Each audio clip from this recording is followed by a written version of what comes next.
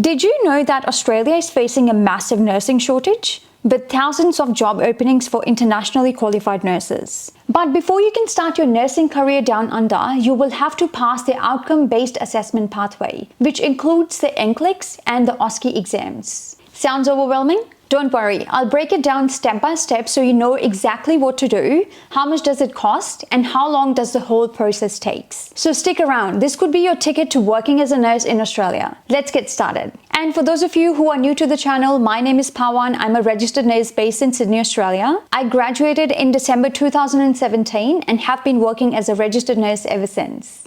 Let's start off with the basics first. What is outcome-based assessment pathway? It's a process that all internationally qualified nurses must go through before they can apply for their registration with AHPRA to legally work as a nurse in Australia. AHPRA is a regulatory body for all healthcare professionals in Australia.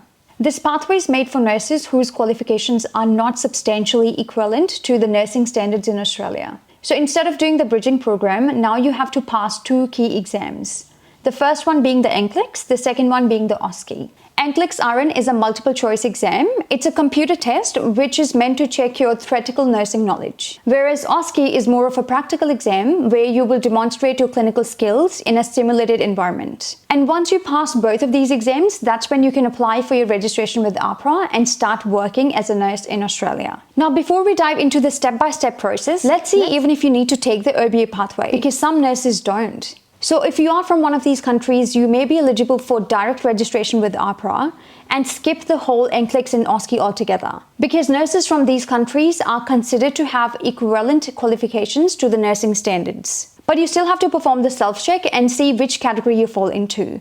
And these countries include UK, United States, Canada, Ireland, Singapore, Spain, and New Zealand. And New Zealand nurses actually have an easier process to get their registration as a nurse to work in Australia under the Trans-Tasman Mutual Recognition Agreement. So nurses from these countries may actually be eligible for direct registration with AHPRA without having to do the NCLEX and OSCE, but you will still have to perform the self-check to see which category you fall into, whether you need to do the OBA pathway or you are eligible for direct registration with AHPRA. Now let's go through the process step by step. Step 1. Self-check with AHPRA. You have to go on AHPRA's website and perform a self-check to see which category you fall under. If your qualifications match the Australian standards, they will ask you to apply for your registration directly with AHPRA. Otherwise, they will direct you to the OBA pathway, which is when you have to do the OSCE and the NCLEX. So performing a self-check with AHPRA is step number 1. Step 2 is registering yourself with AHPRA. Once you've completed your self-check online and the system has determined which category you fall into, then you must create an account with AHPRA and submit all your qualifications and other documents. These documents include your nursing qualifications, your proof of English test if you need to, depending on which country you're migrating from.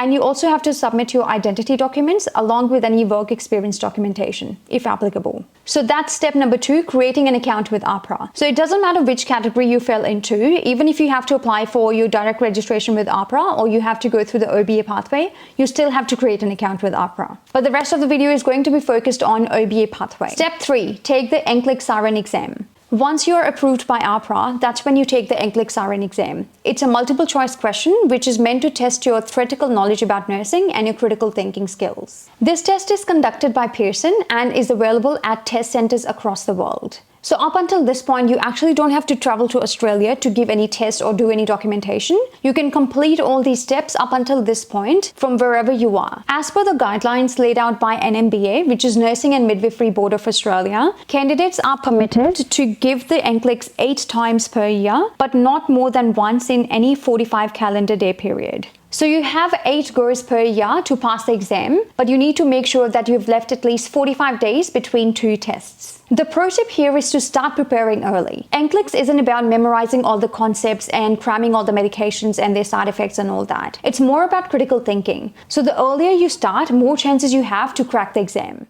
After passing the NCLEX, you will have to prepare for the OSCE. OSCE is a practical exam, and for this one you will have to travel to Australia because it's only conducted in Adelaide and Melbourne at this point. During the exam, you will complete some clinical scenarios, such as completing patient assessment, medication administration, wound dressing, following the aseptic technique. And here's when your communication skills are also being tested. Pro tip here is to practice your clinical skills, your patient interaction, time management skills, because OSCE is all about demonstrating safe nursing care. Step 5. Apply for your registration with AHPRA and start your nursing career. Once you've passed both NCLEX and OSCE, that's when you will be eligible to apply for your registration to work as a nurse in Australia. And once you're approved by AHPRA, they will give you your registration number.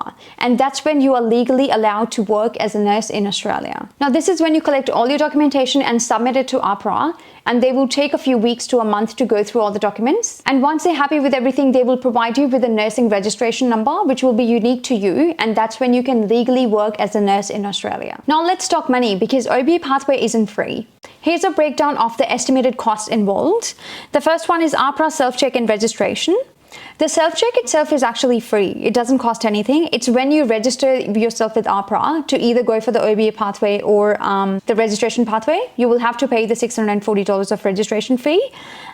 Next one is NCLEX RN exam fee, which is about $350 USD. You don't have to come to Australia to give this test. You can give it anywhere in the world. Hence, I've left the currency in USD. The next one is OSCE exam, for which you will have to travel to Australia because it's only conducted in Adelaide and Melbourne at this point. And this costs about 4,000 Australian dollars. The next one is English proficiency test, which could be IELTS, PTE, OET, depending on which one you feel comfortable giving. And this is something common that most of the internationally qualified nurses have to go through, because if you are from a non-English speaking background or a non-English speaking country, you will have to probably prepare for this test as well. And that cost about $460. OET is a little bit more expensive, but yeah, depending on which one you go for. The next one on the list, we've got travel and accommodation expenses. This is for your OSCE exam in Adelaide or Melbourne in Australia. I've put down 2,000 to 3,000 Australian dollars, but it really depends on which part of the world you're traveling to Australia from. And also depends on which time of the year you're traveling, because if you're traveling in during the peak season, then the airfares might be more expensive.